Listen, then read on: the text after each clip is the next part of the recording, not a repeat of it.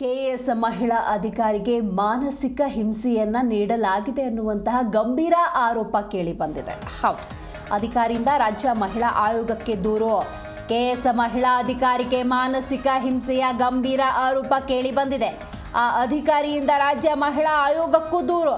ಕಾನೂನು ಕ್ರಮ ಕೈಗೊಂಡು ನ್ಯಾಯ ಕೊಡಿಸುವುದಕ್ಕೆ ಮನವಿಯನ್ನ ಮಾಡಿಕೊಳ್ಳಲಾಗಿದೆ.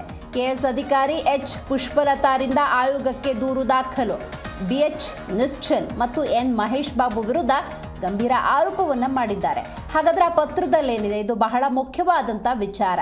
ನಾನು ಮಹಿಳಾ ಅಭಿವೃದ್ಧಿ ನಿಗಮದ ವ್ಯವಸ್ಥಾಪಕ ನಿರ್ದೇಶಕಿಯಾಗಿದ್ದಾಗ ಹಿಂದಿನ ವರ್ಷಗಳಲ್ಲಿ ಬ್ಯಾಂಕುಗಳಲ್ಲಿ ಜಮೆಯಾಗಿದ್ದ ಮೊತ್ತ, ಬಡ್ಡಿ, ನಿಶ್ಚಿತ ಠೇವಣಿಯ ಹಣವನ್ನು ಆರ್ಥಿಕ ಇಲಾಖೆ ನಿರ್ದೇಶನದಂತೆ ಸರ್ಕಾರಕ್ಕೆ ನಿಯಮಾನುಸಾರ ಮರುಪಾವತಿ ಮಾಡಿದ್ದೇನೆ.